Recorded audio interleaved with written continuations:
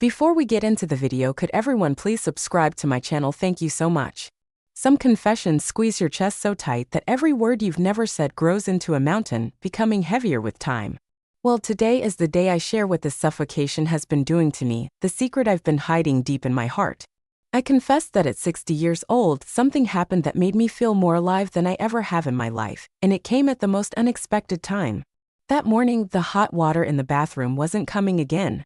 The broken faucets and my messed-up routines reminded me just how much my life felt like a repeat of everything else: loneliness, silence, and routine.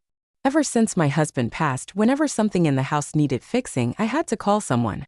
I randomly picked a plumber from the phone book. Otis, the young voice on the other end, said deep and steady, "I can come over today." There was something in his voice, something I couldn't describe, but it made me curious. I tried not to pay too much attention. After all, this was just a faucet issue. But when the doorbell rang, everything changed. When I opened the door, the young man standing in front of me was full of an energy that instantly wiped away the dullness of my life.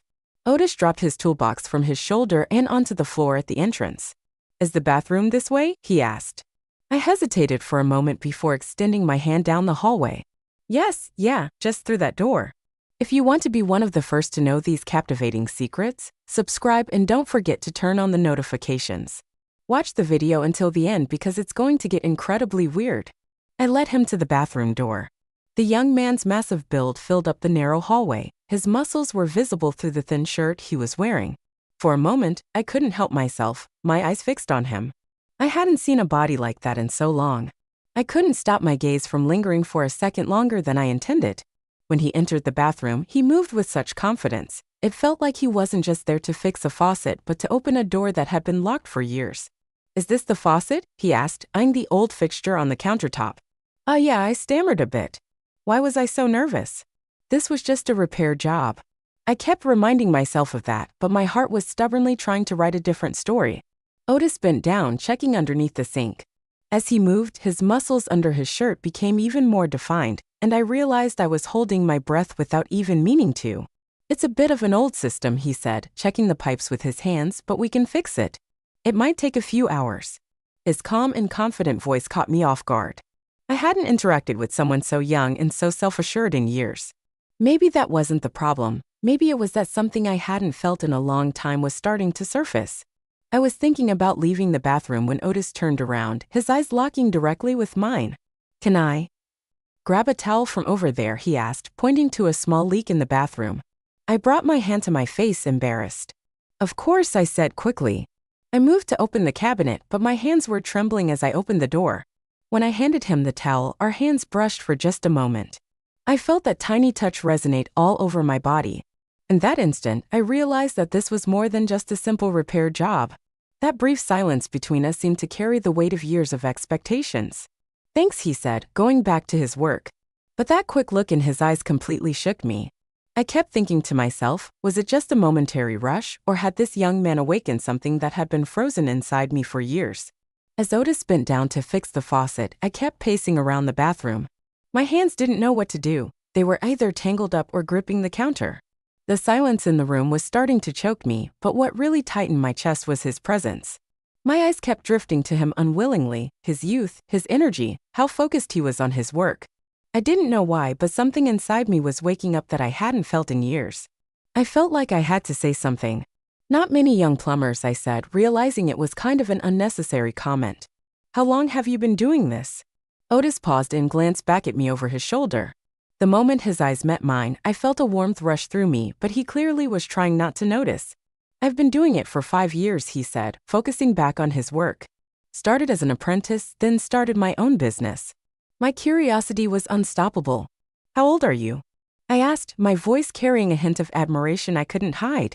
26, he said without hesitation. I was surprised he was so young, but at the same time I felt a flutter inside. His youth both excited me and strangely attracted me. I said, trying to smile. "If you hadn't told me you were 26, I wouldn't have believed it. You look more mature." Otis didn't answer right away, but I noticed a slight shift in his face, like what I'd said had thrown him off. After a few seconds of silence, he went back to work. His professionalism helped me pull myself together a little, but that flirtatious side of me was still there. "Want some coffee after you're done with the repairs?" I said as if to change the subject. I have a great coffee machine. People say my coffee is pretty damn good. He paused for a second, his shoulders tensing up. He glanced at me again, like he was doing some mental calculations. Thanks, but I've got some work to do today. I'll have to head out as soon as I'm done. I couldn't deny I felt a bit disappointed, but clearly Otis was set on keeping things professional. Maybe that's what made him even more intriguing. He took his work seriously, never letting his professionalism slip, even at his young age. When he finished the job, I noticed him glancing at me a couple of times as he packed up his toolbox. There was something in those looks attracted curiosity but also hesitation. All done, he said, slinging the toolbox back over his shoulder. The hot water should be working fine now. If there's any issue, just give me a call.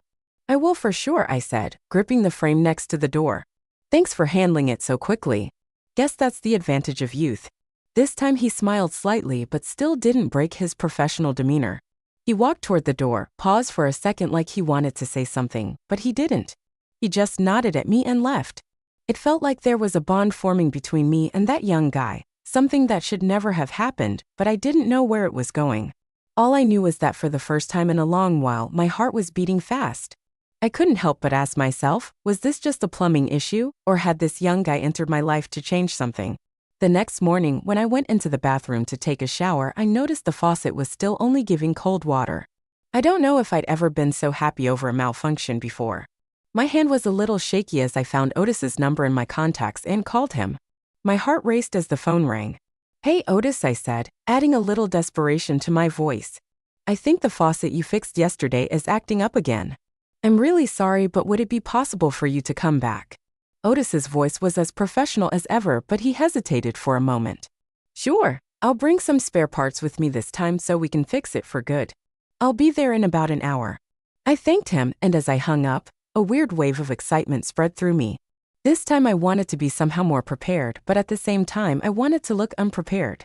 While rummaging through my wardrobe, my hand reached for my favorite black lace nightgown. Just something comfortable, I tried to convince myself, but I knew it wasn't working when I looked at myself in the mirror. When the doorbell rang, I took a deep breath and opened the door. Otis's eyes wandered over me for a split second, but he quickly gathered himself. He had his tool bag with him, plus a few pipe pieces. Hey, I said, acting like my outfit was totally normal. I hope I'm not bothering you too much. This faucet is driving me crazy. Otis avoided my gaze and headed for the bathroom door. No problem, he said. I'll fix it for good this time. I followed him into the bathroom. As he bent over to fix the faucet, I noticed every move of his body. His hands were quick and skilled, but he seemed a little more tense. Does this kind of thing happen often? I asked, trying to fill the silence. The thin fabric of my nightgown brushed against my skin, making me feel even bolder. I mean, do the things you fix break again sometimes? Otis didn't look up as he answered sometimes, but this time I'm sure it'll be fine. I've got every part one might need with me. How careful you are, I said, giving him a slight smile. I guess you're really. I was reaching for the faucet when I accidentally brushed my hand lightly against his arm. Otis froze for a moment but then got back to his work.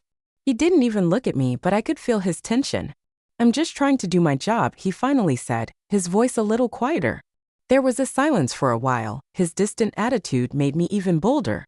While he was leaning over to look at a pipe under the faucet, I briefly touched his back with my hand. Really hard to find someone as skilled as you, I said, my voice carrying a light joking tone this time. Otis straightened up and looked at me. There was something in his eyes, uncertainty, tension, and an attempt to hold on to control. Sarah, he said, even saying my name like he was trying to keep boundaries. This job's almost done. After this, I won't bother you anymore. But the harshness in his voice seemed to break for a second. Watching him try to escape from this situation stirred something inside me. It was excitement, a desire I hadn't felt in a long time. I didn't know how much longer this tension could last, but we were at a limit, and who would cross that line was entirely up to us. As Otis leaned over to fix the faucet, I leaned against the nearby cabinet and started watching him. The thin fabric of my nightgown fit my body more with every move I made, creating a rather provocative posture. Otis was pretending not to notice, but I didn't miss the slight tremble in his hands. The tremble was proof that he wasn't fighting me, he was fighting himself. Are you sure you know exactly what you're doing? I asked, adding a light teasing tone to my voice. Otis didn't look up as he continued to work, but his breathing seemed to quicken. Of course, he said in a short reply. This is a piece of cake. Really? I said, stepping a little closer. Then why does it break again every couple of days? I bent down, pretending to grab a towel from the cabinet. As I did, the thin strap of my nightgown slipped off my shoulder. The way I felt wearing it just gave me more courage. When Otis looked up at me, his eyes stopped for a brief second, then he quickly went back to his work. But this time, he was moving faster, like he wanted to get this over with as soon as possible. Maybe there's something else in the bathroom causing the problem, he said, tightening the faucet, but his voice had a slight crack in it, trying to sound firm. Maybe, I said, leaning back against the cabinet, or maybe the problem is just not finding the right touch.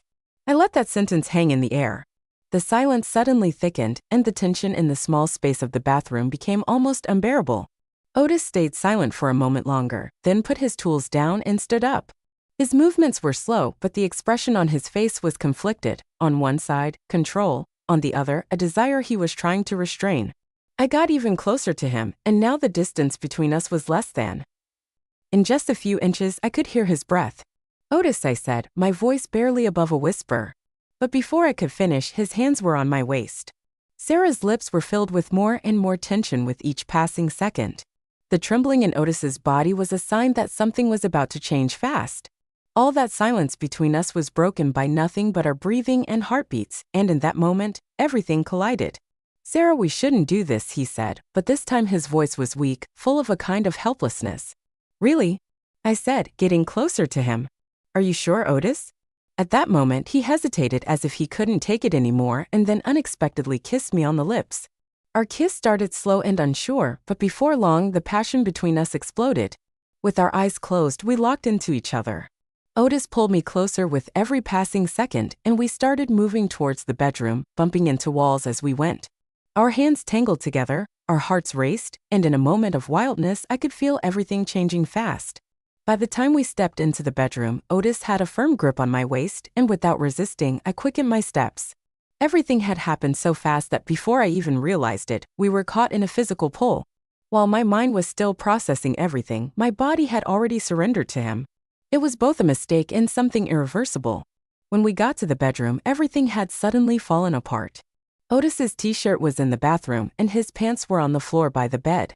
My thin fabric nightgown was in the hallway, dragged across the carpet. Everything was a mess, and yet neither of us could calm down. We were lying on the bed, glued to each other, our bodies still touching, our every breath following each other. Everything had happened so fast that for a moment, it was as if time had stopped. It was hard to describe what I was feeling. I felt like I was in the middle of a sea of everything. Otis's strong arms were on my body, my eyes were closed, but somehow I could still hear everything. Can you breathe? I asked, smiling slightly, leaning my head against his chest. My hands were still on his body. I could feel every movement. Yes, Otis said, his voice trembling, slowly but determined. I guess yes, but I've never felt anything like this before. There was silence for a few seconds. At that moment, Otis's breathing got a little faster, and I couldn't ignore it. Really? I said, my lips still warmer than his. So what do we do now? Sarah, I don't know, but I guess everything is as complicated as it is, right? He said, running his hands through my hair. But one thing is true, having you with me right now is more than anything else. For a moment, I lost track of time. Everything in my mind was blurred. I was just enjoying the moment. But then suddenly, clarity returned to my eyes, and I wondered if this moment was really a moment of madness or something more. How do we explain this? I asked with a slight smile. Otis looked at me for a moment, indecision in his eyes but also a deep desire. I don't think we need to explain it, he said slowly. Sometimes things don't need an explanation. We lay close together on the bed, our breaths mingling, caught up in the magic of the moment. But one question still swirled in my head. Was this just a moment of madness, or was this the beginning of something else? Slowly looking into Otis's eyes, I asked, how does this end, Otis? Haven't you thought about it? Otis thought a little longer, then took a deep breath. We'll think about it later, he said, running his hands through my hair. Right now, let's just enjoy this moment. The emotions inside me shifted in a complex way, but one thing was certain. That moment was beyond everything. This night, this moment would be ours alone, and no matter what happened, it would remain unforgettable. Then there was silence, but this silence was an opportunity to understand more than the past, more than the future, more than everything. If you've made it this far, I know you're hooked on the story. There's so much to share, and you don't want to miss any of it. Don't forget to hit the follow button, turn on notifications, and leave a comment on this story. I'm very curious to hear your thoughts, so let's chat in the comments.